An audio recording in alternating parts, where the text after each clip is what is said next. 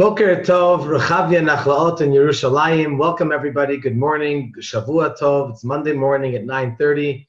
Thank you so much for joining us.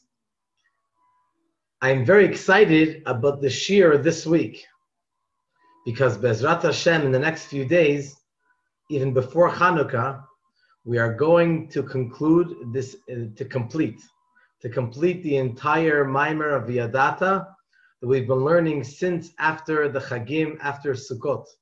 And so this is a very special week for us, for all of us. And even if you just learned one of these classes, if you participated in even one of them, you're still part of this siyum, part of this conclusion and completion of this special Maamar. And Bezrat Hashem will be able to, we're planning on continuing something very, very special for right after Chanukah. So the plan is, Bezrat Hashem, that during Chanukah we'll have a special short classes about Chanukah, every day another topic. And then after Chanukah, we'll see exactly when, but pretty much after Chanukah, Bezrat Hashem, we're going to start a new subject, which stay tuned because it's going to be very interesting and original. Over the past several days, we've been discussing the idea that Hashem is the main thing. Everything else in the world exists, but it's sort of on the side. As we say, it's like an axe in the hand of the wood chopper. Would you say that the axe is the main one that chopped down the tree? No.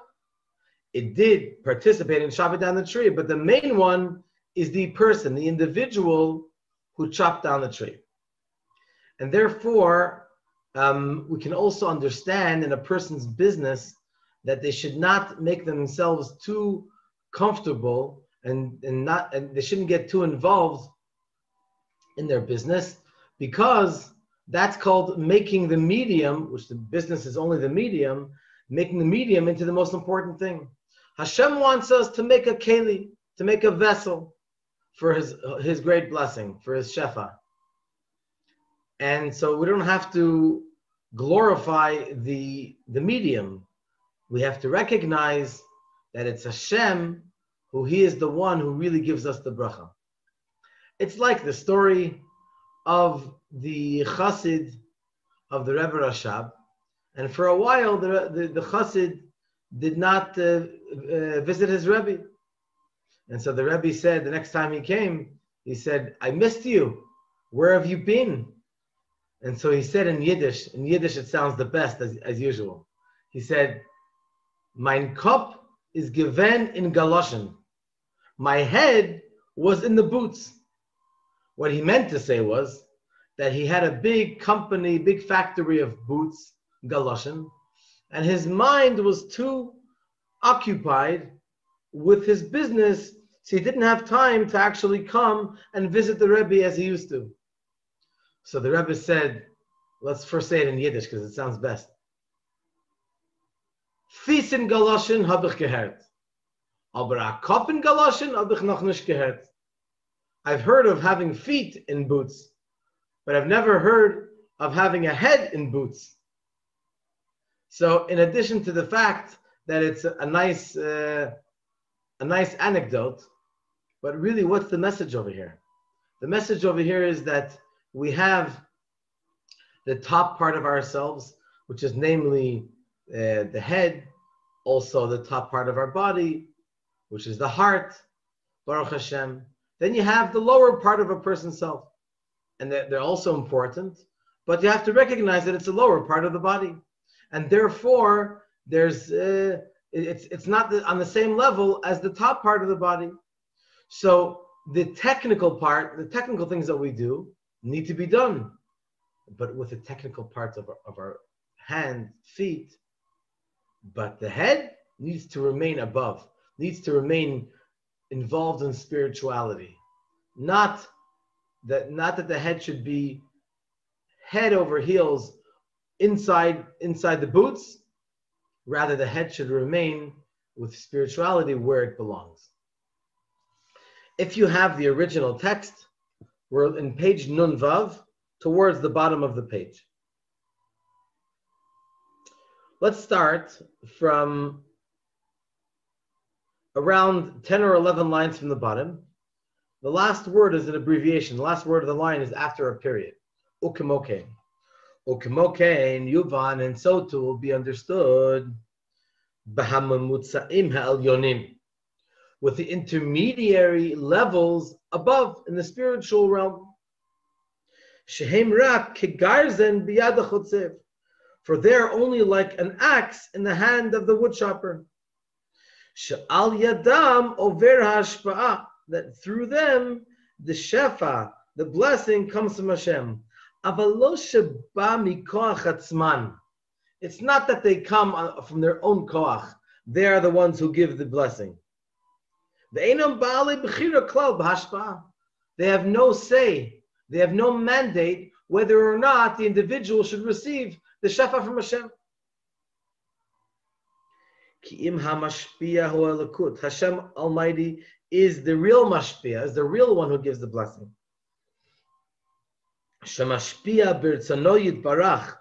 That he gives over from his blessed will, desire.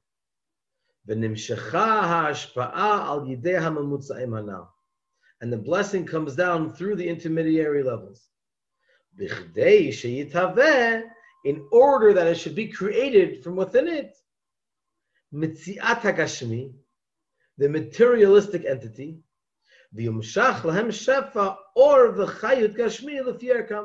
and therefore they should have light and life, even up until the most physical level, according to their own relative level.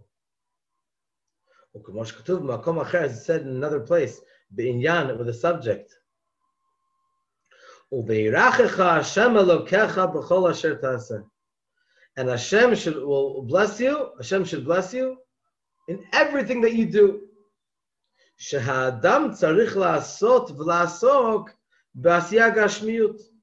A person has to be involved with the material world. Like, for example, business. Because he has to receive his life from the physical life. You can't just say, as we'll see in a second, some people they live off air. Obviously, it's not realistic, but you see that they're barely eating. How are you alive? So they might say, oh, you know what? I don't need to eat. There's no such thing. Moshe Rabbeinu went up on the mountain for 40 days and 40 nights. Lechem lo achal, umayim lo shata. That's unique for Moshe. But a regular human being can't live on air. So you have to work with the world, with the materialistic world, in order to accomplish. You should have food on the table. You should be able to do your dealings.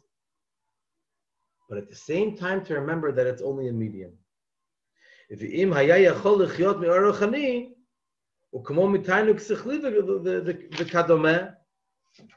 going to skip the parentheses just for a moment, then we'll go back. Then we wouldn't have to be involved in the materialistic dealings. But since we do need to live from in a physical way, so we need to bring about a parnasa gashmit, physical parnasa. It's also like it says in the Torah, when the Torah talks about Shabbat, the mitzvah of Shabbat, right before the building of the Mishkan. The Torah says, Sheshet yamim te'aseh melacha. 6 days a week, the work should be done for you. Ubayom hashvi'i tishbot, and on the 7th day you rest. Why does it say te'aseh melacha? The work should be done for you. It should have, in correct Hebrew, it should have said ta'aseh. You should do. 6 days a week, you should do work. And on the 7th day, you should rest. It doesn't say you should do work. It says work should be done for you. And the answer is the point that we just said. The real bracha is that the work that we do, we shouldn't have to make a great effort for it. Unlike some people that put themselves totally head and body into their whole work, then it should have said ta'aseh, like it says tishbot, you should rest.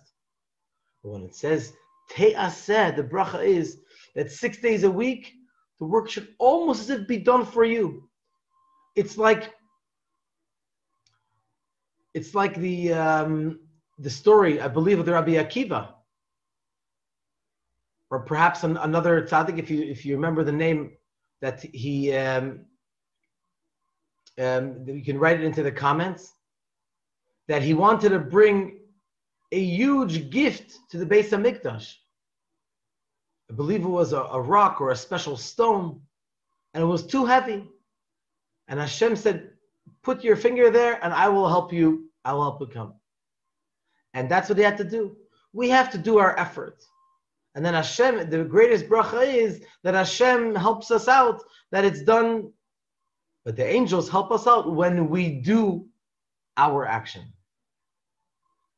I once heard that, when you go to the pizza shop and people, the owner or the waiter tells you B'tei Avon here in Israel. B'tei Avon means you should have an appetite. So someone once told me, a Chasidic rabbi told me that it's not really a blessing. Obviously, people mean it for a blessing. It's a nice thing. B'tei Avon, you should have a good appetite. But really, what should you wish your family member or someone sitting on the table next to you, next to yours? La briut, for health. What does B'tei Avon mean? B'tei Avon means you should have a good appetite and you should want more. I understand the owner of the pizza shop that wants you to buy 3 pizzas in order that you support him more. But is that a real bracha that you should have more and more? No.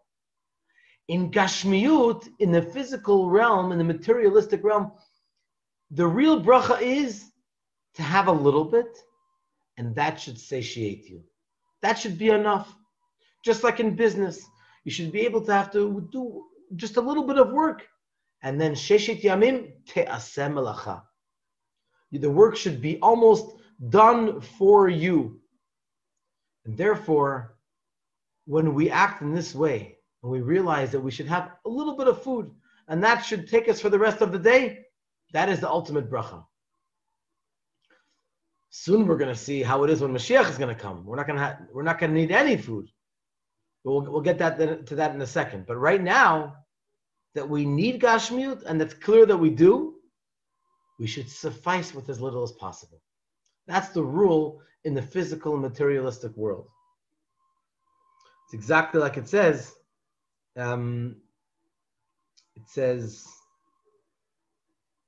Sorry, I'm drawing a blank right now. In the Pirkei Avot, in the ethics of our fathers, it says that Eizehu Ashir, who is a rich person, who is a wealthy person, Hasameach b'chalko, he who is happy with his lot. You have a little bit, you're happy. Even though the nature of a person is, as the Talmud says, if you have $100, you want $200.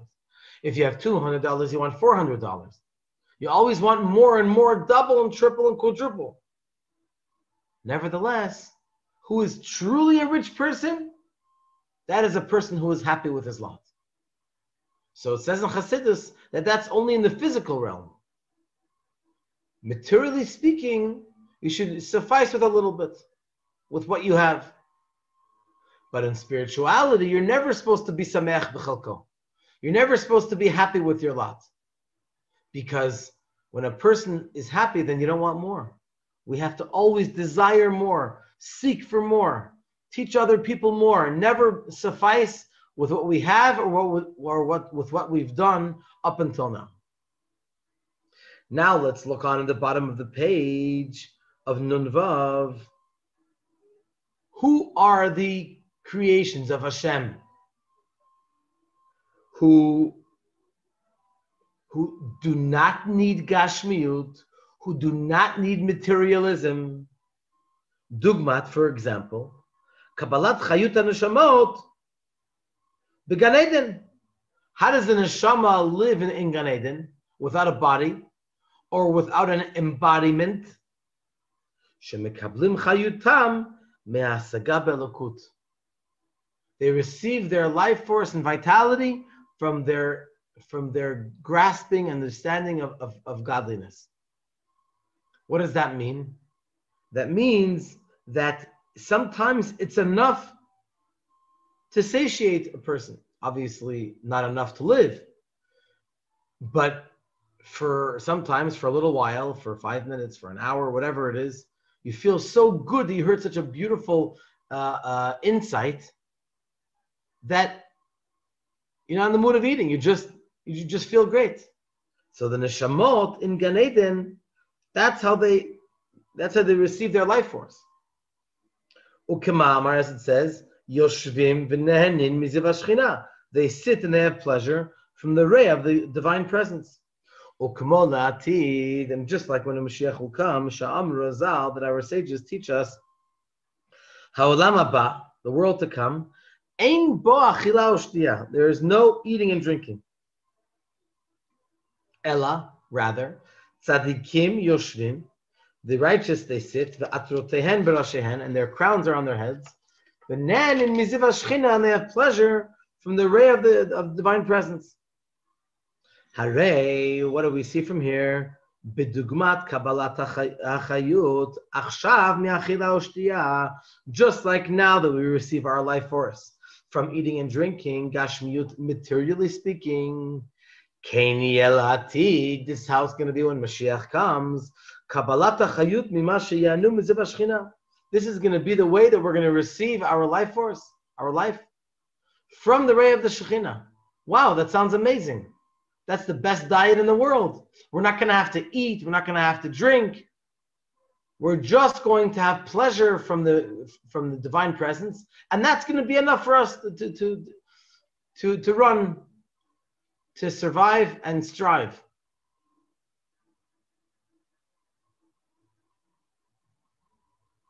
Let's continue, middle of the 5th line. Omnam, however, etzem hashpa'ah, the blessing itself, Yimei is from God, it's from Hashem. Rakshol veret hashpa'ah al yidei memutzaim the malachim umazalot. So the blessing, the shefa, comes through the different mediums, intermediaries of angels and the different fortunes and galaxies, and through dealing with the materialistic world. One second, please. Umitlabeshet hashefa belechem gashmi, and the blessing comes into the physical bread, v'kadome, and so on. Shemizeh mekabel chayuto. This is where he receives his life from. Aval kol zed, but all that, hu ha'or ha'eloki shemitlabesh v'nimshach lo al yidei ha'memutzaim ha'eleh. But all of this is through the godly light, which becomes enclosed and drawn to him through these intermediaries. V'hinei, behold, when these ideas are going to be internalized by this individual, because the more we think about these ideas, the more they become real, the more they become alive, and the more they can talk to us and relate to us. He's not going to put his mind and thought too much into worldly matters. He's not going to be overwhelmed by it. Rather, kol da'ato machshavto yeh b'avayit barach. His entire thought, his entire mind will be involved only with Hashem, blessed be He. B'tfilah, with davening, v'torah, and learning Torah. V'iskein inyanei ha'olam lo yavalbalulo, and the worldly matters and his business ordeals will not disturb him. V'lo yimneu oto me'avodat Hashem, and they will not hold him back from serving Hashem.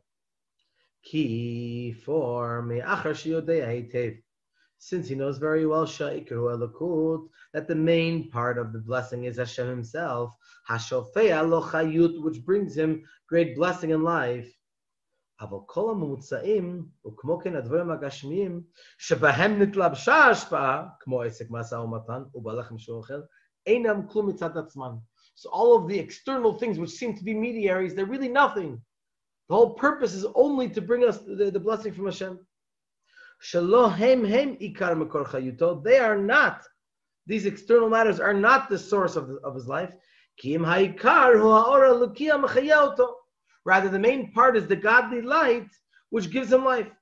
And all of the materialistic matters, they're only intermediaries, v'kelim, and tools and vessels,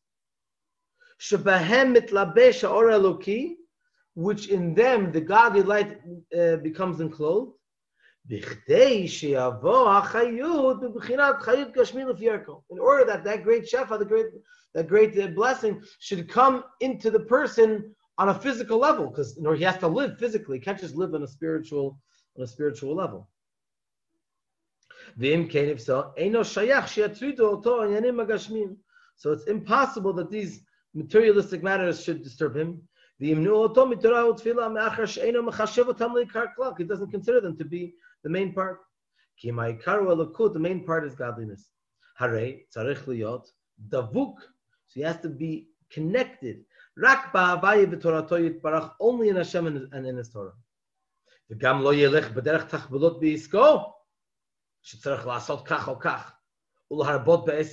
not going to go with all kinds of backwards, roundabout ways in his business in order to accomplish what he wants to accomplish. Rather, he's going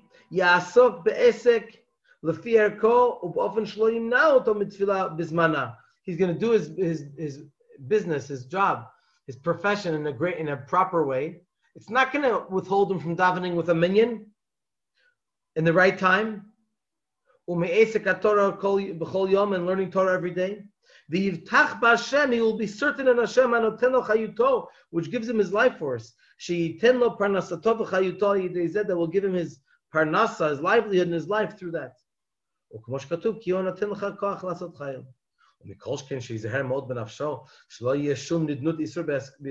For sure there will not be any, God forbid, any forbidden things in his business. Because he knows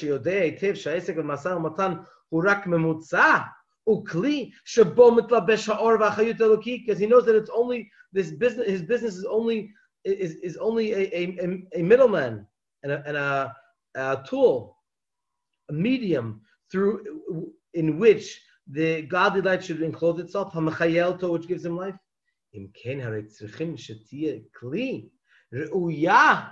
So it has to be a befitting vessel. You can't just have anything. And if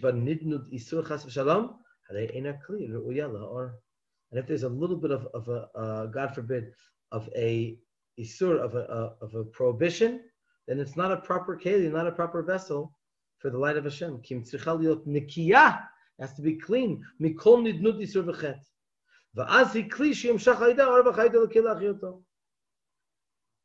The calls there, all of that, only that's all when he unifies Havaya and Elokim. So Havaya, Hashem Himself, is the main part over here. Elokim represents all the external mediums. It's all nice and fine. Hashem created them, but don't make a side issue, an intermediary that should be the main part.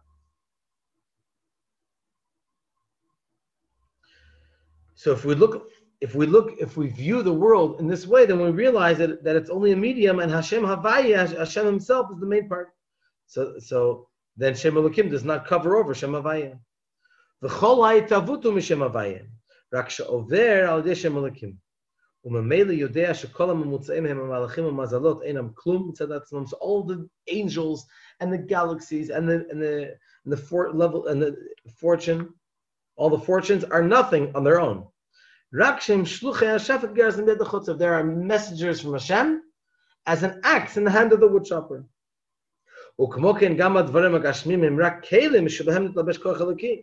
So also all of the physical matters are only tools within which the godly light encloses itself. So he does not consider them to be an important thing. The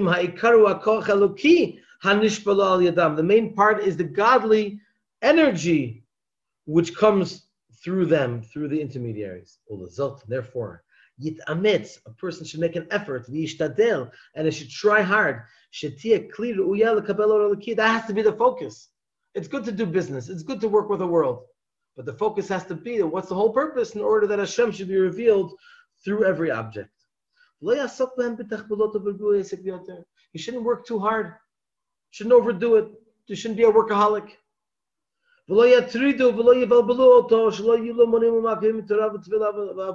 They shouldn't bother him, or they should not be able to disturb his learning Torah and davening to Hashem and service of Hashem. The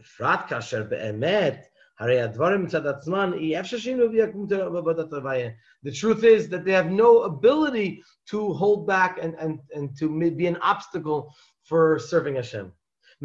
Since she'einam halamot v'asterim amitim chas v'shalom kanal baruch, since they are not truly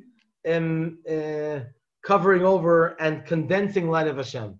It's just, like we said earlier at great length, that it's just something which is a temporary thing in order to be able to receive Hashem's light. But once we break through the concealments, then we see the real thing. Shekol hamamutzaim adarabah, on the contrary, mevi'im et ha'or v'hashafa, all of these intermediaries, they really do bring us the great light of Hashem. Ve'im ve'ech yu lo lemniya ve'ikul avodat halakut, how can they possibly disturb us and withhold us and interfere to the service of Hashem? How does it actually make a person stop serving Hashem? Because the person, the individual, gives it space. But if the person realizes, hey, these things are not real, they don't have real substance, they're only an intermediary in order to bring me Hashem's blessing, then that's a whole different scenario. Then we say that these things have no ability in the world to withhold a person from serving Hashem properly. It's an amazing insight. Just to finish off with this point, that's usually how it is. When a person has issues, when a person has disturbances on any level, spiritually, emotionally, very often, it's the person themselves that allows that to bother them, whether consciously or subconsciously. But if a person takes the approach that nothing in the world can stand in the way, we're going to keep on going and keep on moving and keep on inspiring, then the person realizes that everything falls aside. Because once in the person's mind everything settles down, then the things naturally move away. The same thing is with ayin hara, with the quote-unquote evil eye. A couple of times people have consulted with the Rebbe what to do if there was an ayin hara, and the Rebbe explained to them that when does ayin hara work? Only if a person is superstitious and they feel that it can work. Then, according to Kabbalah, it can work. But if a person just doesn't pay any attention to it, it's a big deal. A person said something, or looked at me, or did this or that. Come on, this little nitty-gritty stuff. That doesn't bother me. It's almost nothing. It doesn't even mean anything to me. Then the ayin hara doesn't work. So this is just one example of many of where a person can easily save themselves much grieving and much agony by just simply not paying attention to different things that can pull them down. Just simply to look way beyond. Like the Rebbe quoted many times from the Rebbe Marash, Rabbi Shmuel, L'chatchila ariber, to begin with, go above. He said, most people go straight. If you can't go straight, you go under. If you can't go under, then you go above. And I say, the Rebbe Marash says, and I say, L'chatchila a river, that's Yiddish. L'chatchila, to begin with, a river, go over. That has to be our approach. Our approach has to be that we don't allow the disturbances, chas v'shalom, God forbid, to get in the way. Thank you very much for joining us. Bezrat Hashem, looking forward to seeing you for the next class. Bezrat Hashem. Be well.